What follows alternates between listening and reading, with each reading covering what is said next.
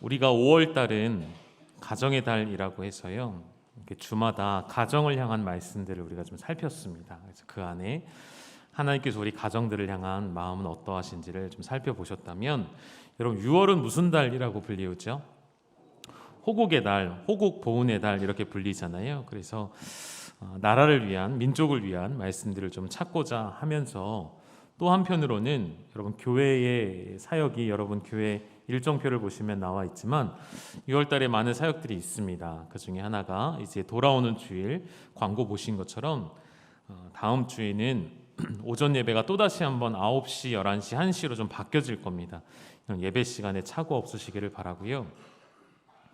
지난번에 보니까요, 11시 예배에 너무 많이 오셔서요, 보조의자를 놔도 안 돼서 비전홀까지 열어놨는데 비전홀까지 꽉 찼어요.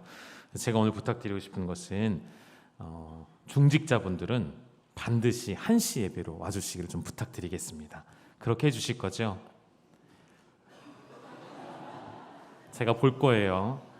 1시 예배에 들어오셔야 됩니다. 중직자라 함은 장로님들, 안수집사님들, 권사님들, 목자님들, 교구장님들, 그분들은 꼭 일부 1시 예배로 와주시기를 부탁을 드리고요. 9시 예배와 11시 예배는 자리가 좀 비좁기 때문에 그렇게 양해를 해주시면 감사하겠습니다. 그래서 광야 팀이 와서요, 미니 뮤지컬, 찬송 뮤지컬로 하나님께 예배를 올려 드릴 거고요. 또 함께 말씀을 나누는 시간도 있겠습니다. 그렇게 예배를 드리고 함께 그 틈을 위해서 우리가 기도하고, 광야팀이 자비량으로 선교하고 있기 때문에 우리가 또 함께 후원할 수 있는 방법들이 무엇이 있나 함께 또 찾아보려고 합니다. 이런 마음 함께 모아주시면 감사하겠고요. 또 한 가지는 우리 문화체육위원회 헌신 예배가 또 있습니다. 그날 오후 예배에는 우리 송정미 찬양사역자가 오셔서 함께 또 예배하며 하나님을 찬양하려고 합니다. 여러분 많이 오셔서 함께 하나님을 우리의 목소리로 예배하시는 귀한 또 사역들이 되어졌으면 좋겠습니다. 오늘은 화면에 몇 가지 문구를 좀 띄워드리면서 말씀을 시작하고 싶은데요. 이런 이야기입니다. 우리 사회에서 더 이상 차별과 혐오가 용납되어서는 안 된다. 맞는 말이죠. 다음 말도 좀 볼까요? 이런 이야기도 있습니다. 인간으로서의 존엄과 가치를 지키고 다양성과 인권 존중이라는 민주주의 기본 가치를 지켜야 한다. 그것은 양보할 수 없는 책무이다. 맞는 말이죠. 이 말을 한 사람은 누구일까요? 우리나라의 국가인권위원장의 성명 가운데 나타났던 말들입니다. 좋은 말이고 좋은 말처럼 들리지만 사실 이 말 속에는 너무나도 큰 함정이 도사리고 있다는 것이죠. 무슨 이야기인가 하면, 어제 서울시청 앞에서 무슨 일이 있었는지 여러분 알고 계십니까? 매년 6월달이 되어지면 동성애 퀴어 축제가 열립니다. 도시 곳곳마다 열리고요. 올해였나요? 제가 정확하게 기억이 안 나는데 올해 대전에서도 처음으로 퀴어 축제가, 그 이전에도 있었던 것 같기도 한데 그런 기사를 제가 본 것 같았어요. 도시마다 이제 곳곳에서, 서울만이 아니라 도시 곳곳마다 퀴어 축제가 열리는 상황입니다. 그래서 한쪽에서는 퀴어 축제가, 한쪽에서는 반대 집회가, 또 예배가 있게 되어졌던 상황인데요. 그런 장면들을 이렇게 하늘에서 보면 하나님이 보시면 어떤 마음이 드실까 생각을 좀 해보게 되어집니다.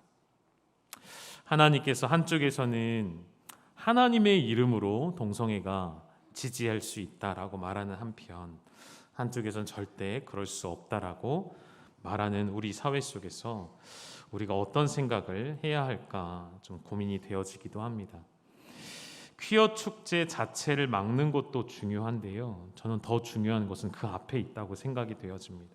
사회 곳곳에 이미 침투해 있는 이러한 생각들과 사상들, 그런 것들을 원천적으로 먼저 막아내는 것. 마치 거대하고 큰 댐이 있는데 많이 구멍이 뚫려 있는 거예요. 이곳저곳 구멍이 뚫려서 물이 줄줄 새어서 아랫마을에는 홍수가 났습니다. 홍수가 난 것을 처리하는 것이 문제가 아니라 근본적인 문제, 댐을 보수하고 수리하는 일이 필요하겠죠. 저는 그러한 일이 우리에게 필요하다고 생각이 되어집니다. 여러분, 퀴어 축제로 나오는 이 현상은 하나의 죄의 결과일 뿐인 거예요. 눈에 보이는 하나의 현상일 뿐이라는 것이죠. 그 뒤에는, 그 안에는 우리가 영적으로 깊이 탐구하고 관찰해서 분별해야 할 영역들이 이미 우리 사회 전반에 걸쳐 일어나고 있다는 것입니다. 특히 공교육 안에서도 가르치도록 되어 있는 조항들이 있기 때문에 그 부분들에 대한 우리의 각별한 주의와 관심이 필요한 때임은 이제 누가 강조하지 않아도 여러분이 잘 알고 계시리라 생각이 되어집니다. 제가 찾아보니까 한 2년 전 이야기예요. 2년 전의 기사들과 내용들이었는데 오늘도 마찬가지라서 조금 더 말씀드리고 싶은데, 소위 성인권이라고 불리우거나 혹은 사생활의 자유라는 명목으로 우리 10대 청소년들의 성해방이 정당화되고 있는 때입니다. 무슨 말이냐면, 여러분 룸카페라는 것 알고 계십니까? 룸카페라는 곳이 있는데요, 이 룸카페의 별칭이 뭐냐면 청소년 모텔이에요. 그래서 이 룸카페를 이용하는 사람들의 95%가 10대이고요. 학생 커플들이 들어옵니다. 들어와서 뭐 할까요? 공부하고 미래 비전을 논하고 그러면 참 좋겠지만 아니요. 그곳에서 우리 아이들이 행하는 일들은 성적인 탈선과 비행들입니다. 2년 전에 이미 이슈가 되어서요, 이제 보완하는 조치들이 있었습니다. 반드시 문에 창문을 달게 되어 있고, 잠금 장치가 없게 되어 있고, 근데 그것은 미온적인 조치일 뿐인 것이죠. 완벽하게 막아낼 수 없고 예방할 수 없을 것입니다.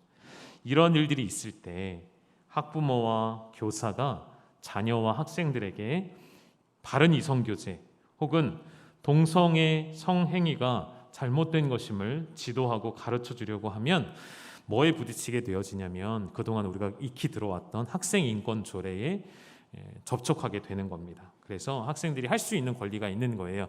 우리 인권 침해를 당하였습니다. 우리 부모님으로부터, 우리 선생님으로부터. 이러한 구조적 문제가 우리나라 안에 깊이 들어왔고, 여러분 지난번에 제가 말씀드렸죠. 얼마 전에 이제 서울시에서는 학생 인권 조례를 폐지하겠다는 발표가 있었고, 여전히 그 일을 또 반대하는 사람들도 많이 있습니다. 서울에서 그렇게 했기 때문에 그 영향력이 다른 지역까지 오게 되리라 생각이 되어지는데, 학생 인권조례 자체가 잘못됐다고 말하고 싶은 건 아니고요. 그 안에 우리가 흔히 말하는 독소 조항들이 있다는 것이죠. 그 조항들이 작은 문제가 아니라 어마어마하게 큰 문제로 우리에게 다가오고 있기 때문에 우리는 인권조례 폐지를 찬성하는 입장에 서게 되는 것이죠. 또 다른 공교육의 영역을 좀 살펴보실까요? 여러분, 이것도 2년 전에 이슈가 되었던 내용입니다. 고등학교 세계사 교과서를 보면요, 이미지 화면을 좀 띄워드리는 것처럼 각 나라의 역사들을 이제 편찬하고 집필해서 넣어놨는데요, 이상하게 우리나라 세계사 교과서에는요, 물론 출판사마다 조금 다릅니다. 그런데 이 출판사에서 보여지는 내용에는요, 이슬람에 관련된 내용이 무려 18페이지에 걸쳐서 상세하게 나와 있습니다. 불교는 6페이지, 기독교는 2페이지 이렇게 돼 있어요. 제가 유치하게 왜 기독교만 2페이지고 이슬람은 18페이지냐, 이럴 수 있냐, 그런 말을 하고 싶은 게 아니고요. 이렇게 된 원인을 찾아보니까 그럴 수밖에 없습니다. 일단 불교에서는요, 이미 오래전부터 불교 사회연구소를 만들어서요, 교과서 내에 잘못된 불교 서술을 바로잡고자 하는 운동들이 있어 왔습니다. 그 결과 불교에서 원하는 내용들이 교과서 안에 다 들어가 있어요. 그리고 이 책을 편찬한 위원을 보면요, 세계사 교과서의 집필자로 선정되었던 중심의 사람이 누구였냐면 이슬람 관련 연구에 매진하고 있는 사람이에요. 그 사람이 세계사를 편찬하니까 당연히 핵심이 이슬람으로 갈 수밖에 없고, 이건 이제 저의 추측이지만 그 뒤에 있는 이슬람의 세력이 얼마나 많은 물질과 얼마나 많은 비리와 얼마나 많은 일들로 이런 결과물이 나오도록 힘을 썼을까 하는 생각도 들게 되어집니다. 여러분, 무슬림은요, 지금 9.11 테러 이후에 이슬람은 폭력 집단이다라는 이 인식을 벗으려고 온갖 힘을 쏟고 있다는 것 여러분 알고 계시죠? 여러분, 일부 다처제라는 것을 기본적인 사회에서는 인정하지 않습니다. 그런데 이슬람 사회는 일부 다처제에 대해서 뭐라고 변명을 하냐면 전쟁과 같은 위험한 상황에서 여성을 보호하기 위한 법칙, 그런 조치이다라고 주장을 해요. 히잡을 쓰는 것도 여성을 보호하기 위해 그들의 신인 알라가 명한 계율이기 때문에 우리는 기꺼이 따른다라고 굉장히 포장을 해서 가르칩니다. 무슬림은 모든 사람에게 관용과 평등을 가르친다라고 그렇게 밖으로는 설명을 하고 있다는 것이죠. 제가 한마디만 해도 될까요? 헛소리하고 있네 라고 해주고 싶어요. 여러분, 이슬람에서 발간하는 다른 사람들을 포교하는 책자들이 있습니다. 그런 책자들에 있는 내용들이 우리나라 교과서에 그대로 옮겨온다는 거예요. 실제로 그렇답니다. 실제로 우리 아이들이 보고 있는 세계사에 있는 내용을 보면요, 이것은 완전히 이슬람을 소개하는, 이슬람으로 포교하려는 내용으로 가득 차 있다는 것을 알 수가 있다는 것이죠. 이게 단적인 우리 눈앞에 보여지는 예시들인 것입니다. 어린이 추천 도서에서도 이슬람 관련된 책들을 한번 여러분 보십시오. 이슬람은 평화의 종교이다라고 가르치고 있는 것을 쉽게 찾아볼 수가 있다는 것이죠. 우리가 해야 할 일이 많이 있습니다. 믿는 자들이 깨어서 해야 할 일이 많이 있고요. 이미 깨어있는 사람들은요, 앞서서 교과서 내에 기독교의 서술을 바로잡기 위해서 운동을 벌이고 있는 단체들과 교사들도 있고요. 이런 일들이 여러분이 관심 가져주셔야 할 또 하나의 영역이고요. 이러한 교육 가운데 우리 자녀들이 먼 훗날 언젠가 이미 그렇고요. 성경의 진리를 받아들이지 않게 하고요. 이슬람과 불교는 당연하게 우리 사회 속에 공존하는 종교로 받아들이면서 기독교는 하나의 신화로 여기고 있는 것이 오늘날 초중고등학생들의 생각입니다. 여러분, 이것이 누구의 문제라고 생각이 되어집니까? 그들이 그렇게 가르치는 사람들의 문제일까요? 아니요, 우리의 책임이라고 저는 또 말씀드리고 싶은 것입니다. 마치 우리 얼마 전에 5월달에 나눴던 것처럼 엘리제스상 가문의 이야기처럼 홈리와 비느하스의 잘못된 삶을 엘리제스상이 방치해 두었던 것처럼, 여러분, 엘리제스상 가문의 이야기는 곧 오늘 우리의 이야기가 될 수 있고, 아니 이미 되어가고 있다는 것을 경각심을 가지고 보셔야겠습니다. 그런 중에도 감사한 것을 한 가지 고백한다면, 소위 성혁명이라 불리우는 이런 거센 파도가 온 세상을 집어삼켰습니다. 서구는 물론이고요, 거의 대부분의 나라들이 이러한 일에 동참하고 있습니다. 동성애 결혼을 합헌화 시키고요, 이런 일들이 많이 있습니다. 그런데 유독 한 나라, 유독 선진국 가운데 한 나라만이 이런 소위 성혁명이라 불리는 거센 파도를 저지하고 있다는 기쁜 소식이 있습니다. 어느 나라일까요? 어느 나라일까요? 대한민국, 우리나라임에 얼마나 감사한지 모르겠습니다. 이 나라가 이 성혁명의 거센 파도를 거룩한 방파제가 되어 지키는 것들을 이렇게 분석하더라고요. 첫 번째 원인은 이것입니다. 화면에 좀 띄워주실까요? 깨어있는 목회자들과 학부모, 성도님들 덕분이라는 것이죠. 이 일들을 좌시하지 않고 이 일들에 소리내며 할 수 있는 일들을 찾아가고 있기 때문이라고 말하고 있고요. 또 한 가지는 여러분, 나라들마다 교단이 다르고 신학이 다르고 수많은 교파들이 있습니다. 이런 문제 앞에서 교파들마다 각양각색의 결정들을 합니다. 미국만 봐도 그렇고요. 서구 사회, 유럽들의 나라들을 보면 다 그렇습니다. 그런데 우리나라에 어떤 놀라운 일들이 있냐면, 이러한 이슈가 되어지는 어려움이 발생하면 한국 교회는 교단을 초월해서, 교파를 초월해서 하나 되어지는 모습을 보여준다는 거예요. 이 일에 모두가 한 목소리를 낸다는 거예요. 이 교회의 관심과 연합이 얼마나 큰 힘인지를 우리는 알고 있어야 합니다. 세 번째, 오늘 더 깊이 나누고 싶은 내용인데요, 한국교회 안에 있는 특징이에요. 우리 한국교회가 가지고 있는 신학의 특징, 성경 무오를 주장한다는 것입니다. 무슨 말이죠? 하나님의 말씀은 무오하다는 이 교리를 중심 교리로 가지고 있다는 거예요. 여러분, 이것은 한국교회에게 주신 하나님의 선물이라고 저는 감히 말씀드리고 싶습니다. 여러분이 하나님의 말씀을 1.1에게 오차도 없는, 오류가 없는 진리의 말씀으로 여기는 교단에서, 그렇게 여기는 교회에서 신앙생활하고 있다는 것이 얼마나 놀라운 축복인지를 아셔야 한다는 것이죠. 한국 사회에서 이 하나님의 말씀이 무오하다는, 완전하다는, 우리를 구원의 진리에 이르기까지 충분하다는 충족성을 가진 진리의 말씀으로, 그 어느 것도 대체할 수 없는 말씀으로 여긴다라는 것이 이러한 성혁명과 같은, 포괄적 차별금지법과 같은 인권을 앞세운 양의 탈을 쓴 늑대의 모습을 우리는 막아설 수 있는 원동력이 되어지고 있다는 것이죠. 여러분, 이 세상을 뒤덮고 있는 사상들과 주의들이 무엇이 있을까요? 대표적으로 유물론과 같은 것, 자본주의, 그리고 우리 어린이부터 어른까지 머릿속에 각인되어 있는 진화론과 같은 생각들, 다원주의, 종교 다원주의도 말할 것 없고요. 인본주의로 대두되어지는 요즘 오늘날의 시대의 학문을 주름잡고 있는 사상들이 우리 자녀들이 집 밖을 나서면 하루 종일 듣게 되어지는 생각들과 노출되어지는 것들이 이러한 내용들이라는 것이죠. 학교에서도 대학교에 가서도 배우게 되는 것들이 이러한 영역들입니다. 이러한 삶을 살아가는 우리 아이들이 미혹되지 않을 수 있을까요? 미혹될 수밖에 없죠. 항상 듣고 보는 것이 인본주의와 자본주의와 종교 다원주의와 같은 내용들인데요.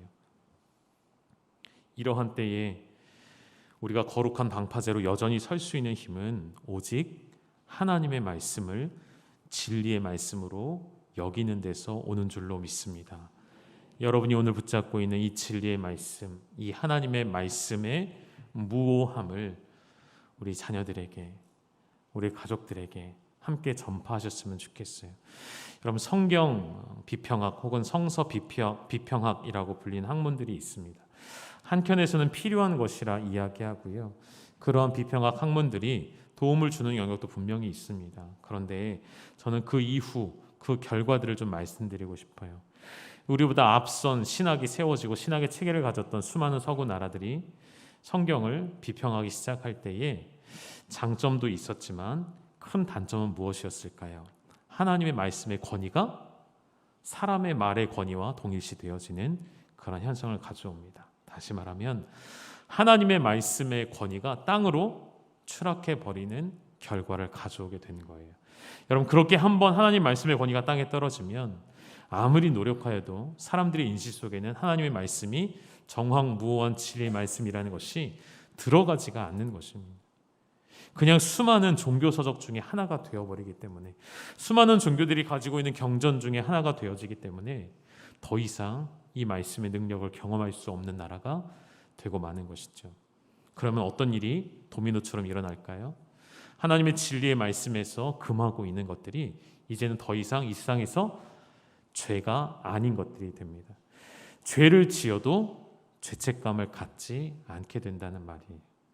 죄를 지어도 양심의 화인을 맞아서 나는 괜찮다라고 말하는 시대가 도래하게 된다는 것이고, 이미 그런 시대는 왔죠. 수많은 나라들이 죄를 죄로 여기지 않습니다.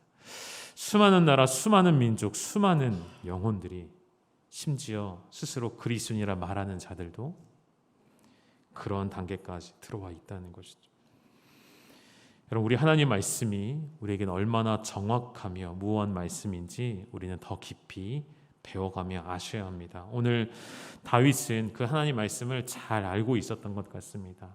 그 말씀을 참 사랑했던 다윗은 이렇게도 표현하죠. 10절 말씀에 이것보다도 더 좋다라고 표현해요. 같이 읽어보시죠. 시작. 금 곧 많은 승금보다 더 사모할 것이며 꿀과 송이꿀보다 더 달도다. 아멘. 여러분, 다윗은 하나님의 말씀을 금보다, 순금보다 더 사모하고 꿀보다도 더 달다라고 표현합니다. 여러분, 금이라는 것은 어느 시대를 막론하고 변하지 않는 가치의 기준이 되는 것입니다. 금은 모든 사회의 가치를 판단하는 기준이 되어지는 다시 말하면 최고의 가치를 지닌 물건이었죠. 여러분, 꿀이 얼마나 답니까? 사람이 인공적인 것을 가미하지 않아도 꿀은 그 자체로서 이 세상에서 가장 단 식품이죠. 그런데 하나님 말씀은 어떻다고요? 이 순금보다도 더 사모하게 되어지고 꿀보다도 더 달게 다가오는 하나님의 말씀을 다윗은 경험하고 있는 것이죠. 오늘 본문 앞에 7절 앞에 1절부터 6절까지는 다윗이 이런 고백을 합니다. 온 우주 만물을 하나님이 창조하셨는데 그 온 우주 만물이 어떻게 이러한 일련의 법칙을 따라 운행되어지며 계절이 바뀌며 이런 일들이 어떻게 되어질까를 고백하고 있는 것입니다. 이런 내용이죠. 화면에 있는 것처럼 하늘이 하나님의 영광을 선포하고 궁창이 그의 손으로 하신 일을 나타내는도다. 하나님이 만드신 모든 피조물들이 그 존재로서 하나님을 나타내며 드러내고 있다는 뜻이에요. 예를 들면 여러분, 지구가 어떻게 이렇게 쉬지 않고 자전을 하고 공전을 할까요? 태양은 어떻게 그 자리를 항상 지키며 있을까요? 달은요, 항상 그 위치를 왜 지키고 있을까요? 그것이 어떠한 힘의 능력으로 가능한 것입니까? 바로 하나님의 창조의 질서, 하나님의 운행하시는 능력, 이 세상을 창조하신 하나님의 말씀의 능력으로 되어지는 줄 믿습니다. 봄이 되어지면 새싹이 나고 꽃이 피우고 과실, 열매를 맺게 되어지는 법칙, 겨울이 지나면 가을이 되어 잎사귀를 다 떨어뜨리고 앙상한 나뭇가지가 겨울을 지내고 또다시 봄이 되면 또다시 살아나는 새싹을 피우는 그 모든 원리가 어떻게 이루어지는 것입니까? 우리가 나무에게 가르쳤습니까? 우리가 꽃에게 꽃을 피우라 한 것입니까? 아니죠. 그 모든 것 하나님의 섭리이신 것이죠. 이 4절의 말씀이 그런 내용이에요. 4절의 말씀만 우리 한번 같이 읽어보실까요? 시작. 그의 소리가 온 땅에 통하고 그의 말씀이 세상 끝까지 이르도다. 하나님이 해를 위하여 하늘에 장막을 베푸셨도다. 하나님의 소리가 온 땅에 통하고 그의 말씀이 어디까지 이르셨다고요? 세상 끝까지. 그 누구도 그 무엇도 하나님의 말씀 밖에 있는 존재는 없다는 것입니다. 그 무엇도 하나님의 말씀을 제외하고 하나님의 말씀을 제끼고 살아갈 수 있는 존재는 없다는 것이죠. 그 모든 피조물들이 하나님의 말씀을 듣고 그대로 행하고 있을 때에 자신의 본질적 가치를 찾게 되어진다는 것이죠.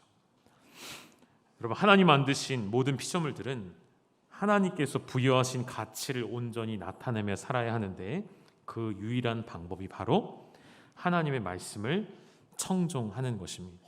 하나님의 말씀에 귀를 기울이는 것입니다. 네, 뭐가 왔다 갔다 하는데 지금 이 친구는 하나님 말씀에 순종하지 않는 것 같아요. 예배 시간에 이렇게 왔다 갔다 하면 안 되는데 이 세상 모든 만물들이 자신의 지음받은 목적을 알게 되어질 때에 그것이 가장 가치 있는 것이라 여길 때에 여러분, 사람도 다르지 않죠. 여러분, 가장 가치 있는 인생이 무엇일까요? 내 꿈과 목표를 이루는 것이라 생각할 수 있지만 아니요. 그 꿈과 가치를 이룬 사람들의 마지막을 보면 하나님 없이 살아온 사람들은 100% 자신의 삶을 후회합니다. 자신의 삶이 얼마나 허망한 것인지를 마지막에 가서야 고백합니다. 가장 가치 있는 인생, 가장 인간다움은 무엇입니까? 하나님이 우리를 지으신 목적대로 그의 섭리를 따라 살아가는 것이죠. 남자는 남자로 살아가는 것입니다. 여자는 여자로 살아가는 것입니다. 남자와 여자가 결합하여 가정이 되어지는 것이 가정의 진정한 모습이라는 것이죠. 다윗은 이 하나님의 말씀을 이렇게도 표현했어요. 여호와의 말씀이 내 영혼을 소성시키신다. 다시 살게 하신다라는 뜻이, 우둔한 자를 지혜롭게 하는 말씀이고 우리의 마음에 기쁨을 주시고 우리의 눈을 밝히 뜨게 하시는 이 하나님의 말씀, 그 말씀에 청종하며 귀 기울일 때에 이런 19편 9절 말씀을 좀 보실까요? 같이 읽도록 하겠습니다. 시작. 여호와를 경외하는 도는 정결하여 영원까지 이르고 여호와의 법도 진실하여 다 의로우니. 아멘. 여호와의 말씀을 경청하는 자의 자세가 여기에 잘 나와 있다고 생각이 되어져요. 여호와를 어떻게 하는 것이죠? 경외하는 자입니다. 하나님의 말씀을 잘 듣는 자들의 특징은 하나님을 경외하는 사람들이라는 것이죠. 반대로 이 시대의 특징은 무엇일까요? 하나님을 경외하지 않는 것, 하나님을 기억하지 않는 것, 하나님을 계시나 계시지 않는 것처럼 여기는 것. 그런 이들은 하나님의 말씀을 들을 수 없죠. 아무리 하나님 말씀이 선포되어도 들을 수 없는 상태가 되어지는 것이죠. 그런 세상 가운데 우리는 하나님을 향하여 어떤 태도로 살아가고 있는지 생각해 보셔야겠습니다. 여러분, 사람과 사람과의 관계 속에서도 그 사람을 존중하고 사랑하면 우리의 말과 태도가 달라지게 되어 있습니다. 우리 교회 안에서 지체가 지체를 바라볼 때에, 서로가 서로를 바라볼 때에 여러분 존중함으로 여기실 때에 우리 안에 말과 행동에서 표현되어지는 것처럼, 여러분 하물며 우리가 창조주이신 하나님을 바라볼 때에 그가 하시는 말씀 앞에 어떤 태도로 서 있어야 할 것인가. 하나님을 경외하는 것, 그것이 우리의 본분되어짐을 전도서는 이렇게 말하죠. 12장 13절의 말씀 읽습니다. 시작. 이에 결국을 다 들었으니 하나님을 경외하고 그의 명령들을 지킬지어다. 이것이 모든 사람의 본분이니라. 아멘. 하나님을 경외하고 명령을 지켜 행하는 것이 우리의 무엇이라고요? 본분입니다. 이 일을 행할 때 우리는 가장 빛나는 존재로, 가장 가치 있는 존재가 되어지는 것이죠. 반대로 하나님의 말씀을 경청하지 않는 것은 하나님이 누구이신지를 끊임없이 부정하기 때문에 일어나는 거예요. 하나님과 나와의 관계 설정을 잘못하고 있기 때문이에요. 19편 11절에 다윗은 이렇게 고백합니다. 또 주의 종이 이것으로 경고를 받고 이것을 지킴으로 상이 크니이다. 하나님의 말씀으로 나는 경고를 받기도 하고 하나님의 말씀을 지킴으로 나는 하나님께 상급을 받기도 한다. 근데 그 앞에 무슨 말이 있죠? 나는 주의 종입니다라는 표현이 먼저 나와요. 다윗은 항상 고백해요. 항상 다윗의 고백을 보십시오. 시편 곳곳을 보십시오. 여호와 하나님을 향하여서 나의 주라고 고백하고 있습니다. 나는 그의 누구일까요? 종이라고 고백하고 있습니다. 하나님을 주로, 나는 종으로 고백하는 삶. 우리 얼마 전에도 나누었잖아요. 종의 태도와 자세는 주인의 입술을 주목하는 것이죠. 나의 귀를 열어서 주인이 무엇이라 말씀하시는지 들어야 하는 것이 종의 본분이기 때문인 것이죠. 여러분, 세상에서 우리가 어떠한 사회적인 높은 위치일지라도 그것은 상관이 없는 이야기입니다. 이 땅의 모든 피조물은 하나님의 종임을 고백하셔야 합니다. 세상의 모든 지위는 혹은 세상의 부와 명예는 누구보다 많은 부와 명예를 가질지라도 여러분 그 모든 것은 하나님께서 여러분에게 잠시 맡겨놓으신 것뿐이에요. 그것으로 우리의 마음이 높아져서는 결코 안 되십니다. 하나님을 주인으로 모시는 우리 사업 운영하시는 분들이 계시다면 그런 하나님의 주되신 사업, 하나님이 주되시는 기업, 하나님이 주되시는 가정과 여러분이 소속된 모든 일터가 되어지기를 축복합니다. 19편 12절도 함께 보실까요? 같이 읽습니다. 시작. 자기 허물을 능히 깨달을 자 누구리요? 나를 숨은 허물에서 벗어나게 하소서. 아멘. 다윗은 나를 숨은 허물에서 벗어나게 해달라 말씀하십니다. 나의 허물을 스스로는 깨달을 수 없어요. 다윗도 그랬죠. 다윗도 자신의 죄를 행하고 결과가 나올 때까지도 깨닫지 못하고 있었습니다. 하나님께 나단을 보내셔서 하나님 말씀으로 깨우쳐 주실 때에 그 허물에서 벗어나게 해주셨죠. 여러분, 하나님의 말씀의 능력에는 그러한 힘이 있습니다. 우리 안에 감춰져 있는 작은 죄악들, 이 정도는 괜찮겠지 하고 넘어왔던 그 죄악들까지도 조명하셔서 빛을 비춰주시어서 드러나게 하심으로 말미암아 그 숨은 죄악들로부터 벗어나게 하시는 능력이 어디에 있다고요, 여러분? 우리의 결단이나 우리의 돌이킴에 있지 않고요, 하나님의 말씀에 있는 줄 믿으시기를 축복합니다. 다윗은 자신의 죄가 자신을 주장하지 않기 위해 날마다 기도해 왔습니다. 그리고 하나님의 말씀을 정직하게 행함으로 그 죄에서 벗어날 수 있게 되었다 고백하죠. 이 말은 이런 거예요. 하나님의 말씀을 들었다고, 하나님의 말씀을 알게 되었다고 끝나는 문제가 아니라는 것이죠. 하나님의 말씀을 알게 되어지면 자동으로 죄에서 벗어나게 되어지는 것이 아니라 그 말씀대로 살아내는 우리에게, 그 말씀대로 예수 그리스도가 십자가의 죽으심으로 말미암아 우리에게 새로운 삶을 주셨다면 그 삶에 합당한 삶을 살아내는 자들에게, 그 신분에 합당한 자세로 걸어가는 자들에게 하나님은 더욱 역사하신다는 것이죠. 여러분, 이스라엘이 스스로를 하나님의 백성이라 여기며 이 전쟁에서 꼭 승리해야 할 때는 무엇을 가지고 나갔습니까? 하나님의 언약궤를 들고 나아갔죠. 그 언약궤를 들고 나갔던 한 번의 전쟁에서 대패를 경험하게 되죠. 언약궤까지 빼앗기고 제사장들은 그 자리에서 죽임을 당하기까지 합니다. 그 일이 언제 일어났습니까? 그 일이 어디서 일어났습니까? 조금 전 얘기했던 홈리와 비느하스 때 일어난 일이죠. 그래서 저는 동일하다고 생각이 되었습니다. 우리 안에 하나님 보시기에 악한 모습이 여전히 있음에도 불구하고 제가 어제 있었던 일들을 사진으로도 보고 영상 뉴스로도 보고 또 보내주신 여러 또 동역하시는 목사님들이 참여하셔서 보내주신 것을 보면서 여러 가지 생각이 들었는데 그 중에 하나는 무엇이냐면 우리가 마땅히 해야 할 일에 우리 교회는 여전히 지금까지 해온 것처럼 힘을 쏟아 부을 겁니다. 내년에도 우리는 그 일에 적극적으로 동참할 거고요. 많은 일들을 할 수 있는 일들을 계속 찾아서 할 겁니다. 그런데 또 한편으로는 이런 생각도 우린 해야 합니다.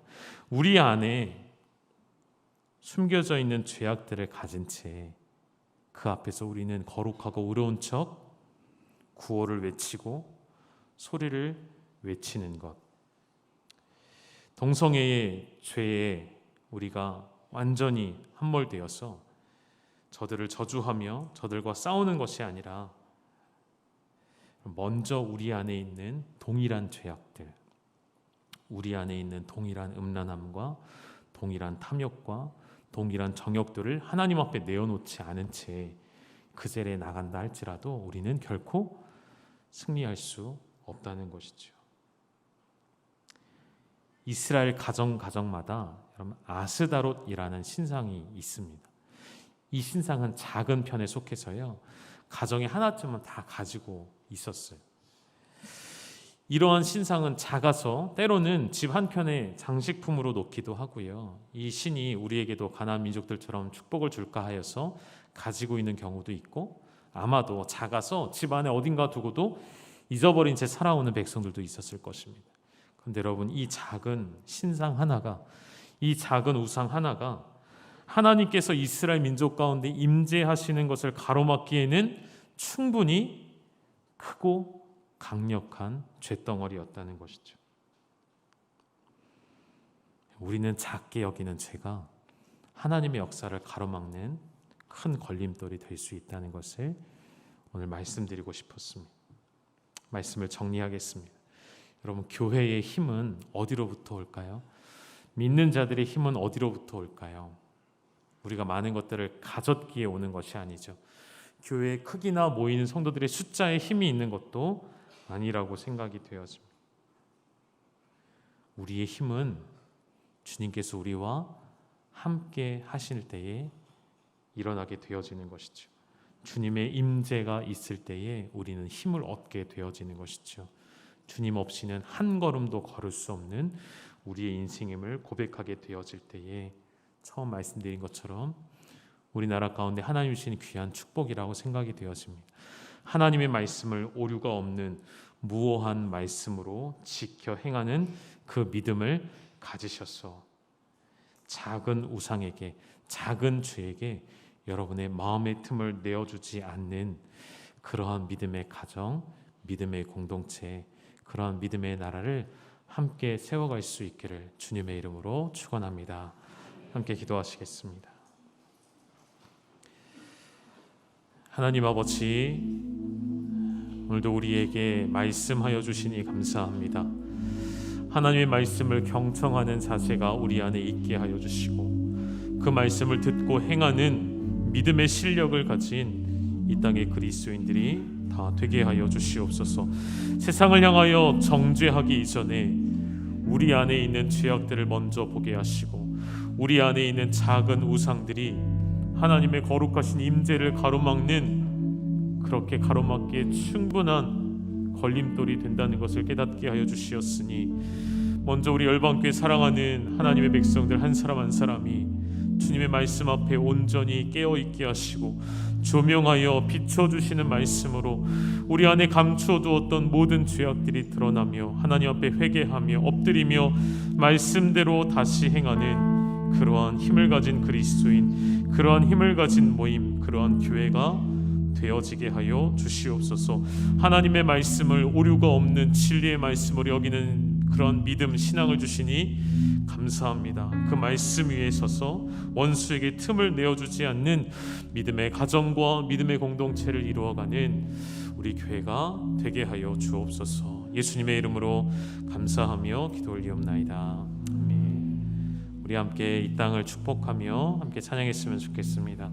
이 땅의 동과 서 남과 북 함께 찬양하시겠습니다.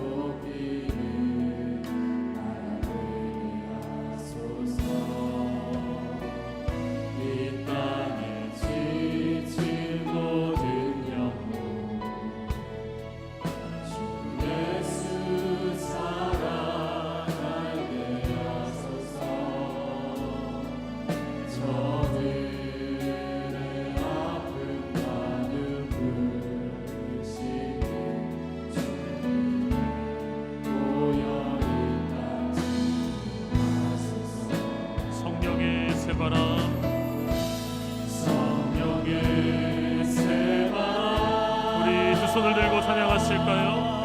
이 땅에 불어오소서.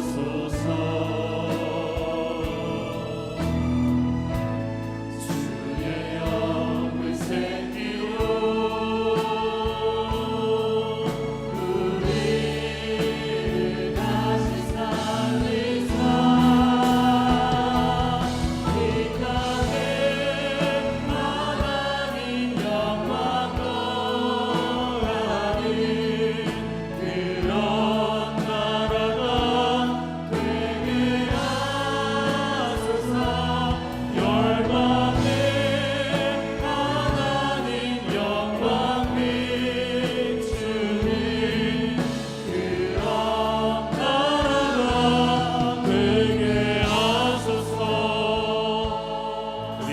고백하실 때에는 여러분 자리에서 일어나셔서 함께 찬양했으면 좋겠습니다. 한라에서 백두같이 백두에서 땅의 끝까지 주님 오시길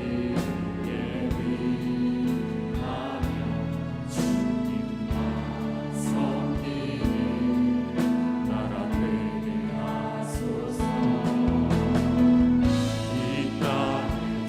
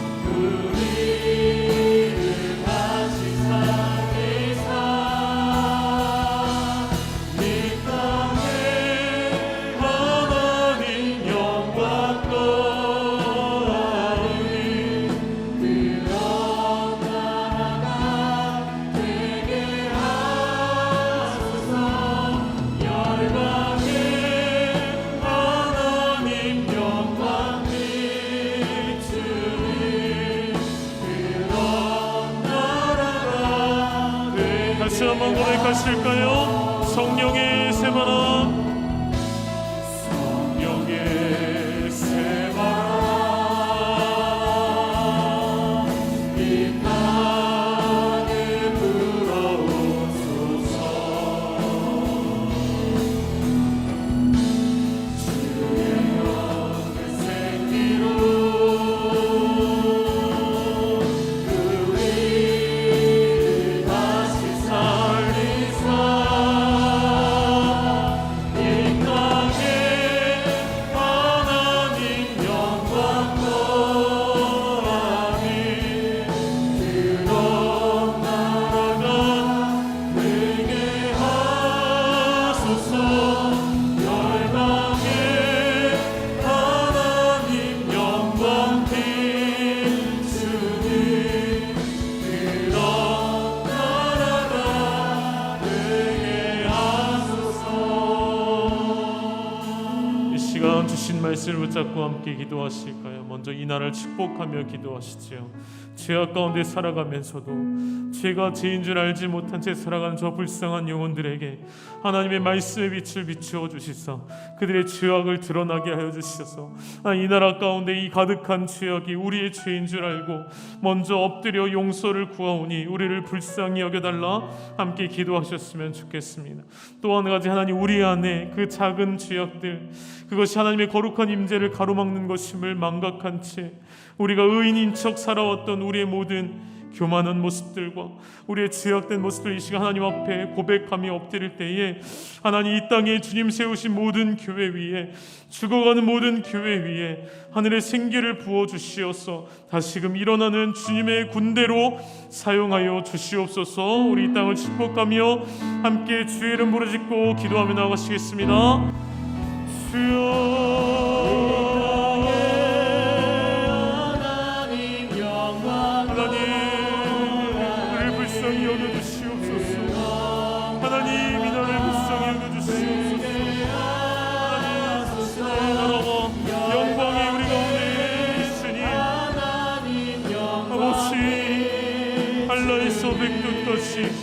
이 땅의 동과 서와 남과 모두가 하나님의 왕이심을 선포하며 하나님의 주되심을 인정하며 하나님 말씀을 영축하는 즐거운 백성들이 되게 하여 주시옵소서.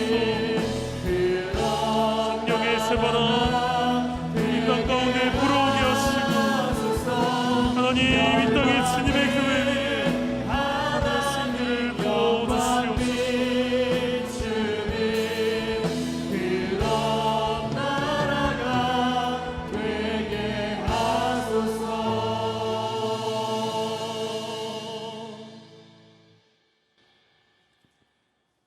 하나님은 살아계시니 여호와는 살아계시니 나의 반석을 찬송하며 내 구원의 하나님을 높일지어다. 이제도 우리 주 예수 그리스도의 은혜와 아버지 하나님의 극진하신 사랑과 성령님의 역사 위로 교통하심이 세상의 악으로 어두워진 이 때를 통하여 진리의 말씀에 사는 믿음의 성도들이 주의 영광을 위하여 모든 일에 죄악을 이겨가며 하나님의 뜻을 이루기를 소망하면서 주께 다름질 치는 이 역사를 이루기 위하여 애쓰는 열방의 가족들 위해 하나님의 놀라운 은혜와 축복이 이제로부터 영원토록 함께 있을지어다. 아멘.